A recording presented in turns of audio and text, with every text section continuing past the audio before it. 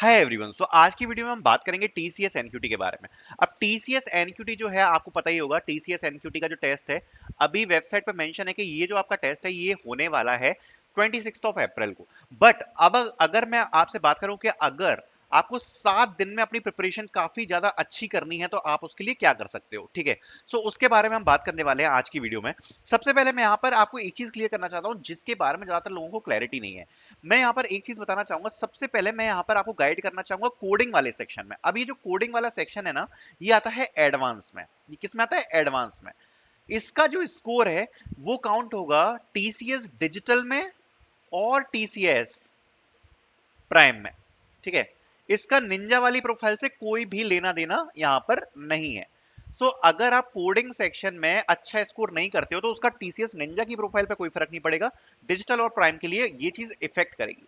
मैं यहां पर एक चीज बताना चाहता हूं कि अगर आपको बिल्कुल भी बेसिक कोडिंग नहीं आती है, ठीक है, अगर आपको बिल्कुल भी बेसिक कोडिंग नहीं आती है, आप बिल्कुल ही मतलब आप ये मान लो बिगिनर हो कोडिंग में, मैं आपको सजेस्ट करूंगा कि आप डिजिटल और प्राइम को टारगेट ना करें, क्योंकि अभी हमारे पास जितना टाइम है 15 से 20 दिन, उसमें आप एकदम से बहुत अच्छी कोडिंग तो नहीं सीख जाओगे, है ना। और लोग डेफिनेटली आपसे ज्यादा काफी अच्छा परफॉर्म करेंगे। मैं आपको कहूंगा कि आप केवल टीसीएस निंजा के ऊपर फोकस करो, डिजिटल और प्राइम से आप अपना फोकस हटा दो। ये आपको चीज फायदेमंद सिद्ध होगी। पहली स्ट्रेटेजी तो ये है। अगर आपको कोडिंग काफी ज्यादा अच्छी आती है, मैं आपको ये कहूंगा, अगर आपको काफी ज्यादा अच्छी आती है तो आपको फोकस करना चाहिए कि आप डिजिटल और प्राइम वाली जो प्रोफाइल है इसके ऊपर आप लोग अपना फोकस बना के रखो, ठीक है। और निंजा वाली प्रोफाइल पे तो रखो ही, क्योंकि ये फाउंडेशन सेक्शन में आता है निंजा और इसको क्रैक करना काफी ज्यादा जरूरी है। बट आप अपना फोकस डिजिटल और प्राइम पे भी रख सकते हो, क्योंकि आपकी जो कोडिंग स्किल्स हैं वो काफी ज्यादा बढ़िया है, ठीक है। तो पहली चीज अपन को समझ में आ गई, ठीक है, कि हमको अपना फोकस कहां रखना है। सबसे पहले मेन चीज है कि हमको अपना फोकस कहां रखना है, ठीक है। उसके बाद अगर हम आगे की बात को समझें, अब मेरी बात को जरा ध्यान से सुनते जाना। अगर हम आगे की बात को समझें तो अगर मैं ये लेकर चलता हूं कि आपको शॉर्ट टाइम में यहां पर चीजों को प्रिपेयर करना है, तो सबसे पहले आपको अपना फोकस पता पड़ गया कि आपको निंजा के लिए प्रिपेयर करना है, आपको डिजिटल के लिए प्रिपेयर करना है, या आपको टीसीएस प्राइम के लिए प्रिपेयर करना है। ये बात आपको समझ में आ गई, ठीक है। अब इसके बाद यहां पर आपको दो चीज क्लियर करना चाहता हूं। फाउंडेशन सेक्शन जो अपन का होता है ना, फाउंडेशन सेक्शन, अब इस जो फाउंडेशन सेक्शन है इसमें आपका न्यूमेरिक आएगा, ठीक है, रीजनिंग आएगी और इंग्लिश आएगी। जो एडवांस सेक्शन है उसमें जो 25 जो क्वेश्चन आएंगे एडवांस वाले सेक्शन में, उसमें इंग्लिश नहीं आएगी, उसमें केवल न्यूमेरिक आएगी और रीजनिंग आएगी, और ये आएगी एडवांस, ठीक है। ये बात हमें समझ में आ गई। अब देखो, चाहे आप डिजिटल प्राइम में जाना चाहो चाहे आप निंजा में जाना चाहो, ये बात कॉमन है कि आपको न्यूमेरिक और रीजनिंग तो पढ़नी ही पड़ेगी, ठीक है। इंग्लिश फाउंडेशन में आ जाती है, लेकिन अगर आप एडवांस में जाना चाहते हो तो एडवांस में केवल न्यूमेरिक और रीजनिंग देखने को मिलती है, ठीक है। अब मेरी बात जरा ध्यान से सुनना। अगर आप टारगेट कर रहे हो डिजिटल और प्राइम को, ठीक है, तो आपको क्या करना है, आपको न्यूमेरिक और रीजनिंग, ये जो दो चीजें हैं, इन पर आपको अपन का पूरा सबसे ज्यादा फोकस डालना है इन दोनों पे, क्योंकि ये आपके फाउंडेशन सेक्शन में भी आएगा, एडवांस सेक्शन में भी आएगा। तो मैं यहां पर मानकर चल रहा हूं कि अगर आप डेली 5 घंटे दे रहे हो प्रिपरेशन को, ठीक है, अगर आप डेली 5 आवर्स दे रहे हो प्रिपरेशन को, मैं कहूंगा आप 5 आवर्स में से एटलीस्ट 3 आवर्स डेडिकेट करो डेली के न्यूमेरिक और रीजनिंग में। दोनों में कम से कम 1.5 आवर्स और 1.5 आवर्स आप दो, ठीक है, न्यूमेरिक और रीजनिंग में, क्योंकि ये दोनों काफी ज्यादा इंपॉर्टेंट होंगे। और यही जो दो सेक्शन हैं वो आपके सिलेक्शन का कारण बनेंगे एडवांस प्रोफाइल के लिए। साथ साथ में आपके फाउंडेशन में भी ये काफी ज्यादा हेल्पफुल होगा। लेकिन अब मैं ये कह रहा हूं, अगर आपका फोकस केवल ये है कि हमें तो भाई केवल निंजा प्रोफाइल पर जाना है, निंजा प्रोफाइल पर जाना है, ठीक है, तो मैं आपको कहूंगा कि अगर आप डेली 5 घंटे प्रिपरेशन को दे रहे हो, आप स्प्लिट कर दो तीनों में, 1.5 आवर 1.5 आवर 1.5 आवर, लगभग इतना इतना आप स्प्लिट कर दो तीनों में। आपको डेली तीनों चीजें कवर करनी है, थोड़ा थोड़ा आपको डेली पढ़ना है तीनों सेक्शन में, न्यूमेरिक में भी, वर्बल में भी और रीजनिंग में भी। लेकिन अगर आप इसमर जा रहे हो, अगर आप एडवांस को टारगेट कर रहे हो, मतलब डिजिटल और प्राइम प्रोफाइल को टारगेट कर रहे हो, तो मैं आपको कहूंगा कि आप यहां पर 1.5 आवर टोटल 3 आवर्स दो आप न्यूमेरिक और रीजनिंग को, साथ में 1.5 आवर्स एटलीस्ट आप दो यहां पर कोडिंग को, और इंग्लिश को आप दो ओनली 30 मिनट्स। ऐसा मैं इसलिए कह रहा हूं अगर आप 5 घंटे प्रिपेयर कर रहे हो ना तो मैं उस हिसाब से आपको बता रहा हूँ डेली के। ऐसा मैं इसलिए कह रहा हूँ क्योंकि अगर सबसे कम वेटेज है वो यहाँ पर होगा इंग्लिश का, क्योंकि न्यूमेरिक और रीजनिंग ये दोनों में आ रहा है, फाउंडेशन में भी आ रहा है, एडवांस में भी आ रहा है, लेकिन इंग्लिश एकमात्र ऐसा सेक्शन है जो केवल फाउंडेशन में आ रहा है। ठीक है, तो मैं आपको कहूंगा कि आप कम टाइम दो इंग्लिश को, कोडिंग पर आप टाइम दो, और साथ में न्यूमेरिक और रीजनिंग पर आप ज्यादा टाइम दो। ठीक है, तो ये बात हमें समझ में आ गई। अब एक और चीज के बारे में बात करते हैं, प्रिपरेशन स्ट्रेटेजी तो हमें समझ में आ गई कि हमें कितना क्या टाइम बांटना है। चलो ठीक है, आगे बढ़ते हैं। अगर प्रिपरेशन की बात करें तो भैया ये तो बताओ कि हम कहां से पढ़ें। तो उसके लिए मैंने देखो जो रिसोर्सेज वाली वीडियो है वो तो मैं ऑलरेडी क्रिएट कर चुका हूं, आपको पिंड कमेंट में मिल जाएगी और आपको डिस्क्रिप्शन में मिल जाएगी। जो टीसीएस के जो प्रिपरेशन के रिसोर्सेज हैं जिनको आप यूज करके बहुत शॉर्ट टाइम में प्रिपेयर कर सकते हो, उसकी मैं ऑलरेडी यहाँ पर वीडियो डाल चुका हूँ। तो उस वीडियो को जाके आप चेक कर सकते हो, उसमें मैंने ऑलरेडी बताया हुआ है। लेकिन यहाँ पर मैं एक चीज बताना चाहूंगा कि भैया एक चीज बताओ, जैसे कि मैं मान के चलता हूँ कि मेरे पास केवल 7 दिन है प्रिपरेशन के। ठीक है, अब न्यूमेरिक भी है, रीजनिंग भी है, इंग्लिश भी है, कोडिंग भी है, ये चारों सब्जेक्ट हैं। अब मैं क्या करूं, आखिर मुझे कैसे क्या करना चाहिए। सो देखो, सबसे पहले मैं बात करूंगा यहाँ पर न्यूमेरिक की। अगर मैं न्यूमेरिक की बात करूं तो न्यूमेरिक पे आपका जो पहला फोकस होना चाहिए वो ये होना चाहिए, क्या जो सारे टॉपिक्स हैं, ऑल टॉपिक्स, ठीक है, फर्स्ट थिंग इज क्या मेरे फॉर्मूलाज कवर हैं, ये पहली चीज होनी चाहिए। क्योंकि अगर आप टीसीएस में देखोगे ना तो आपको डायरेक्टली काफी सारे क्वेश्चन फॉर्मूला बेस्ड मिलेंगे, जो कि डायरेक्टली फॉर्मूला लगा के जिनका आंसर आ सकता है।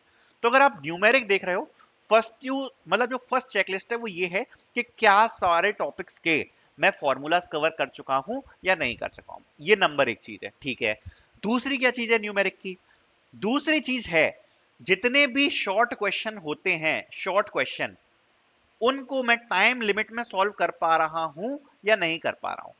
What you need to do is 1 minute का टाइम फिक्स करो। जो भी प्रैक्टिस शीट आप फॉलो कर रहे हो, वैसे मैंने ऑलरेडी वीडियो में प्रोवाइड करा रखी है, रिसोर्स वाली वीडियो को चेक करना। 1 मिनट में क्या मैं उन क्वेश्चंस को सॉल्व कर पा रहा हूं, बिकॉज टाइमिंग काफी ज्यादा इंपॉर्टेंट हो जाती है इस टाइप के कॉम्पिटिशन्स में। ठीक है, तो आपको जो ये जो टाइम लिमिट लगानी है ना, इसको लगा के आपको चेक करना है क्या मैं 1 मिनट में सॉल्व कर पा रहा हूं या नहीं कर पा रहा हूं। ठीक है, ये बात भी समझ में आ गई, फॉर्मूलाज कवर कर लिए, टाइम लिमिट कवर कर लिए। तीसरी चीज, जितने भी जितने भी ऐसे टॉपिक्स हैं, जितने भी ऐसे टॉपिक्स हैं जो टीसीएस में ज्यादातर रिपीट होते हैं, ठीक है, रिपीट होते हैं, क्या मैंने उनको कवर कर लिया है या नहीं कर लिया है। अब ये चीज कैसे पता पड़ेगी, देखो काफी लोग क्या करते हैं, जो थोड़े से हाई जो हार्ड टॉपिक्स होते हैं ना, उन पे काफी ज्यादा टाइम दे देते हैं। जैसे कि मैं आपको एक एग्जांपल देता हूं फॉर मिक्सचर एलिगेशन। अब जैसे मिक्सचर का जो टॉपिक है, काफी लोग क्या करते हैं कि थोड़ा सा हार्ड टॉपिक है या पाइप्स वाला टॉपिक है, थोड़ा सा हार्ड टॉपिक है, उस पर टाइम देते हैं। अगर आपको ऐसा लग रहा है कि कोई टॉपिक बहुत ज्यादा हार्ड है, आपको इतना चीजें नहीं आ रही हैं उसकी, जस्ट आप उसके बेसिक्स को कवर करो और आप उन टॉपिक्स पर ध्यान दो जो आपके मजबूत है। आप चाहते हो कि अगर उनसे कोई क्वेश्चन आए उसमें आपकी कोई भी गलती ना हो। मैं आपको रिकमेंड करूंगा, अगर कोई टॉपिक आपको बिल्कुल ही स्क्रैच से चालू करना है, बिल्कुल ही बेसिक से चालू करना है, तो आप उस पर फोकस थोड़ा सा आप ऐसा रखो कि आप उसकी बेसिक चीजें कवर कर लो। बट जो चीजें आपको थोड़ी सी आती हैं, आप उनको उस लेवल तक प्रिपेयर करके जाओ जिससे आपकी वो चीजें ना छूटे। मतलब जो टॉपिक आपको आता है उसका क्वेश्चन आपका गलत ना हो, तो ये आपको मेन फोकस रखने हैं न्यूमेरिक पे। ठीक है भैया, ये चीज समझ में आ गई। अब अगर बात करें रीजनिंग की, तो रीजनिंग में आपको एक बहुत छोटी सी चीज बताना चाहता हूँ। रीजनिंग में क्या होता है ना, रीजनिंग में सबसे ज्यादा जो इंपॉर्टेंट चीज होती है वो होती है वेराइटी ऑफ क्वेश्चंस। ठीक है, अब रीजनिंग में काफी सारे वेराइटी के क्वेश्चंस बनते हैं, जैसे सिटिंग भी है। अब सिटिंग अरेंजमेंट के भी आपको काफी सारे क्वेश्चंस देखने को मिल जाएंगे, डिफरेंट डिफरेंट टाइप के, या जो परम्यूटेशन कॉम्बिनेशन है, परम्यूटेशन कॉम्बिनेशन के आपको डिफरेंट डिफरेंट टाइप के। सो आपने सारे टाइप का कम से कम 5-5 क्वेश्चन कवर किया है या नहीं किया, ये काफी ज्यादा इंपॉर्टेंट है। रीजनिंग में हर टाइप को कवर करना काफी ज्यादा इंपॉर्टेंट है। ठीक है, दूसरी बात, रीजनिंग के आपको मैं ये कहूंगा कि बड़े क्वेश्चंस कभी मत प्रैक्टिस करना। रीजनिंग में अगर जो शॉर्ट क्वेश्चन होते हैं ना, जैसे कि सिटिंग अरेंजमेंट है, तो मैं आपको कहूंगा कि सिटिंग अरेंजमेंट 4 लोगों का, 5 लोगों का ऐसा कवर कर लो। 9, 10, 11 इतने बड़े बड़े सिटिंग अरेंजमेंट में मत जाओ। जो शॉर्ट वाले हैं ना, 4 से 5 वाले, या ब्लड रिलेशन का कोई क्वेश्चन आता है, तो जो ब्लड रिलेशन का क्वेश्चन है उसके जो शॉर्ट शॉर्ट वाले क्वेश्चन है, उनको मैं आपको कहूंगा कि वो आप पहले कवर करो और उनकी बढ़िया प्रैक्टिस मारो। ठीक है, कम से कम हर टॉपिक के एटलीस्ट 30-30, 50-50 क्वेश्चन, 30 से 50 क्वेश्चन हर टॉपिक के, छोटे छोटे, बड़े बड़े नहीं, छोटे छोटे क्वेश्चन आप जाके कवर करो। अब इससे क्या फायदा होगा, इससे ये फायदा होगा कि रीजनिंग में जो क्वेश्चंस आते हैं वो शॉर्ट क्वेश्चंस आते हैं, और अगर आप बिल्कुल ज्यादा ज्यादा प्रैक्टिस करोगे ना शॉर्ट क्वेश्चंस की, तो वहां पर आप कम टाइमिंग में सॉल्व कर पाओगे। रीजनिंग के मैं कहूंगा ये one of the easy topic है टीसीएस एनक्यूटी के लिए, one of the easy topic है, हाई स्कोरिंग टॉपिक है। इस टॉपिक में आप जितने ज्यादा शॉर्ट क्वेश्चंस को प्रिपेयर करोगे, ये आपके लिए काफी बेनिफिट साबित होगा। दूसरी बात आपको वही करना है, इसमें भी आपको वही चीज करनी है। क्या करना है आपको रीजनिंग में, रीजनिंग में भी वही आपको टाइमर लगा देना है, ठीक है। टाइमर लगाना है, टाइमर लगा के क्वेश्चन सोल्व करना है, कोशिश करना है कि 1 मिनट में आप क्वेश्चन को सोल्व कर पाओ, छोटे छोटे क्वेश्चन आपको ट्राई करने हैं, ठीक है। ये बात समझ में आ गई। अब आते हैं इंग्लिश में। अब देखो इंग्लिश में आपको एक ही चीज सजेस्ट करूंगा, इंग्लिश में आपको दो चीजें करनी होती है। इंग्लिश को बिल्कुल कभी भी स्क्रैच से मत पढ़ना। सबसे बड़ी गलती पता है क्या है, कई लोग इंग्लिश बिल्कुल स्क्रैच से पढ़ना चालू कर देते हैं। अब स्क्रैच क्या होता है, इसमें स्क्रैच होता है कि आप इसमें एक एक चीज वो नहीं पढ़ते, जैसे कि बिल्कुल स्टार्टिंग से अपन पढ़ते हैं कि भैया नाउन क्या होता है ना, या फिर प्रोनाउन क्या होता है, उसके बाद अपन पढ़ते हैं कि एडजेक्टिव्स क्या होते हैं, वर्ब क्या होते हैं। वहां से अगर आप पढ़ना चालू करोगे तो गड़बड़ हो जाएगी। इंग्लिश को प्रिपेयर करने का सबसे अच्छा तरीका है, आप जस्ट वेबसाइट खोलो अपन की इंडिया बिक्स, ठीक है, और वहां से या कोई भी वेबसाइट है आपकी, उससे आप क्वेश्चंस को लगाना चालू कर दो, ठीक है। Practice question is the only way to practice English. अब ज्यादातर क्या होगा आपके क्वेश्चन, उसमें जब आप स्टार्ट करोगे तो क्वेश्चन ज्यादातर आपके गलत होंगे। गलत इसलिए होंगे क्योंकि आपको इंग्लिश के रूल्स नहीं पता। इंग्लिश के क्वेश्चन चलते हैं रूल्स पे, ठीक है। आप इंग्लिश में जितने ज्यादा रूल्स को प्रिपेयर करके जाओगे ना, उतनी ज्यादा आप अच्छा स्कोर कर पाओगे। बट ये रूल्स को मैं प्रिपेयर करने के लिए बेस्ट तरीका बोलूंगा कि सबसे पहले आपको एक क्वेश्चन दिखेगा, ठीक है, उस क्वेश्चन को आप अटेम्प्ट करो, जो भी आपको प्रैक्टिस क्वेश्चन दिख रहा है, ठीक है। अब आपका आंसर अगर सही आया या गलत आया, फर्क नहीं पड़ता, सही आया गलत आया, उसके एक्सप्लेनेशन जो होता है ना, उसका जो एक्सप्लेनेशन, उस एक्सप्लेनेशन में जाओ। एक्सप्लेनेशन में ये चेक करो कि वो वाला क्वेश्चन कौन सा रूल बोल रहा था, कौन सा रूल बोल रहा था, इस क्वेश्चन को सॉल्व करने में कौन सा रूल लगता है। वो रूल को आप एक बार स्क्रैच से पढ़ो, और स्क्रैच से पढ़ने के बाद आपको समझ में आ जाएगा कि वो रूल क्या कहना चाहता है, वो रूल किस प्रकार में अप्लाई होता है। जैसे कि एक रूल होता है डबल नेगेटिव, ठीक है, मैं एग्जांपल लेके बता रहा हूं, एक जैसा रूल होता है डबल नेगेटिव। तो अब आपने कोई क्वेश्चन पढ़ा, अगर आपको पता ही नहीं था कि डबल नेगेटिव क्या रूल होता है, अब उस प्रैक्टिस क्वेश्चन में आपने देखा कि ये तो डबल नेगेटिव में आ रहा है, आपने उसका एक्सप्लेनेशन पढ़ लिया। अब जब आप उसी टाइप का कोई similar question next time solve करोगे, तो आपको दिमाग में आ जाएगा, अरे ये तो शायद डबल नेगेटिव का क्वेश्चन है, तो इसमें ये टॉपिक राइट या रॉन्ग होगा, है ना। तो इंग्लिश का बेस्ट तरीका है कि आप क्वेश्चंस को प्रैक्टिस करो। जब मैंने प्रिपरेशन करी थी ना अपने प्रिपरेशन के लिए, जब मैं एप्टीट्यूड का प्रिपेयर कर रहा था, इंग्लिश को कभी मैंने स्क्रैच से नहीं पढ़ा। इंग्लिश में मैंने काफी अच्छा स्कोर किया है, और इंग्लिश में यही कहूंगा कि जितने ज्यादा प्रैक्टिस क्वेश्चन करोगे वो आपको फायदेमंद साबित होगा। अब बात करते हैं यहाँ पर कोडिंग की। देखो कोडिंग को करने का एक सबसे बेस्ट तरीका आपको बताता हूँ।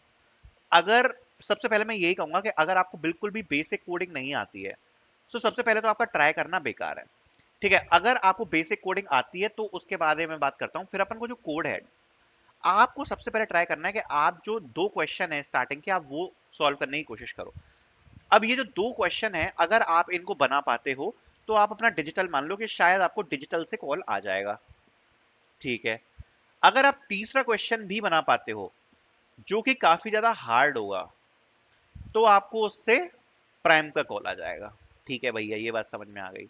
लेकिन मैं यहां पर आपको एक चीज बताना चाहता हूं कि इस थर्ड हार्ड क्वेश्चन के चक्कर में ये दो क्वेश्चन मत मिस कर देना, जो कि आपका डिजिटल का कॉल ला सकते हैं। अब कई लोग काफी ज्यादा हार्ड क्वेश्चन अगर सॉल्व करने की कोशिश कर रहे हो, और अगर आपने पहले से कम 150 क्वेश्चन सॉल्व नहीं कर रखे हैं, तो फिर आपका ये टाइम वेस्ट है। अगर आप हार्ड क्वेश्चन सॉल्व करने की कोशिश कर रहे हो, क्योंकि देखो क्वेश्चन नहीं हो पाएगा आपसे, और आप उसके चक्कर में जो मीडियम लेवल के क्वेश्चन है उनको भी छोड़ दोगे, जो कि डिजिटल में पूछते हैं। तो मैं ये कहूंगा जिन लोगों की कोडिंग काफी ज्यादा अच्छी है पहले से, अगर मैं आप में मान के चलता हूं कि अगर आपकी जो कोडिंग है वो काफी ज्यादा पहले से अच्छी है, तो मैं आपको सजेस्ट करूंगा कि आप प्राइम के लिए लगभग मीडियम क्वेश्चंस तो आपको आते ही होंगे, आप थोड़े से मीडियम और डिफिकल्टी लेवल के जो हार्ड क्वेश्चंस होते हैं उनको प्रिपेयर करना स्टार्ट कर दो, ठीक है। अगर आपको कोडिंग बेसिक बेसिक आती है, तो मैं आपको कहूंगा कि डिजिटल लेवल के क्वेश्चंस को सॉल्व करना स्टार्ट कर दो। डिजिटल लेवल के क्या क्वेश्चंस होते हैं, लगभग इजी मीडियम लेवल के क्वेश्चंस। आपको ये पता होना चाहिए कि आप किस चीज को टारगेट कर रहे हो। अगर आपको ये नहीं पता कि आप किस चीज को टारगेट कर रहे हो, तो यहाँ पे बहुत मुश्किल हो जाएगी। अगर आपको अपना लेवल नहीं पता, तो बहुत ज्यादा मुश्किल हो जाएगी। सो मैं यहाँ पर यही सजेस्ट करूंगा कि कोडिंग के लिए यहाँ पर बेस्ट तरीका है। अब देखो प्रिपेयर कैसे करना है मैं आपको बताता हूँ। रिसोर्सेज की मैंने जैसे वीडियो बताया ऑलरेडी डिस्क्रिप्शन में आपको मिल जाएगी, उसमें बता रखा है कहाँ कौन कौन से रिसोर्सेज से पढ़ना है। लेकिन जो मेन बात है, अगर मैं कोडिंग की यहाँ पर आपसे बात करूं, ठीक है, सो एक सेकेंड, अगर मैं यहाँ पे आपसे कोडिंग की बात करूं, सो कोडिंग का बेस्ट तरीका क्या है, अगर आप अपने हाथ से कोड सॉल्व करोगे तो यहां पर आपको दिक्कत आएगी। ठीक है, आपको अपने हाथ से कोड सॉल्व नहीं करने हैं। आपको क्या करना है, आपको टीसीएस एनक्यूटी के प्रीवियस ईयर के क्वेश्चंस देखो, ठीक है, या आप अपनी प्रिपरेशन वाले क्वेश्चन देखो, कोई भी वेबसाइट आप यूज कर सकते हो, हैकर रैंक, है ना, लीड कोड। बेसिक चीज तो ये है कि आपको अपनी प्रॉब्लम सॉल्विंग बेटर करनी है। ठीक है, प्रीवियस ईयर क्वेश्चन कर लो या फिर प्रॉब्लम सॉल्विंग इंप्रूव कर लो, जो भी आपको करना चाह रहा है। जब आप इन चीजों को कर रहे हो, ठीक है, आपको अपने हाथ से कोड्स नहीं लिखने हैं, क्योंकि ये आपका काफी ज्यादा टाइम खाएंगे। आपको क्या करना है, आप सीधे सीधे क्या करो, आप सबसे पहले क्वेश्चन को पढ़ो, ठीक है, क्वेश्चन की अप्रोच मन में सोचो, अगर आपको ऐसा लगता है कि ये अप्रोच सही सही जा रही है, ठीक है, जस्ट वॉच द सॉल्यूशन। मैं ऐसा क्यों कह रहा हूं, ये कोडिंग क्वेश्चन आप जितने ज्यादा से ज्यादा कवर करोगे, इसमें क्वांटिटी मैटर करती है, जितने ज्यादा से ज्यादा कवर करोगे उतनी ज्यादा आपकी प्रॉब्लम सॉल्विंग बेटर होगी। सो यहां पर बेटर है कि आप टाइम वेस्ट ना करें हर कोड को अपने हाथ से लिखने का। मैं आपको ये कहूंगा कि आप यहां पर क्या करें, कोडिंग क्वेश्चन को देखें, ठीक है, उसका सॉल्यूशन देखें, एक बार अपनी अप्रोच सोच लें, ठीक है, बस इतना काम करना है, ज्यादा से ज्यादा क्वेश्चन प्रिपेयर करना, ये आपका कोडिंग क्वेश्चन के लिए। सो आई होप मैंने आपको सारी स्ट्रेटेजीज कवर करी होंगी कि आप 7 दिन के लिए क्या चीजें फोकस ज्यादा कर सकते हो, कैसे चीजें आपको प्रिपेयर करना है। So thank you so much for watching.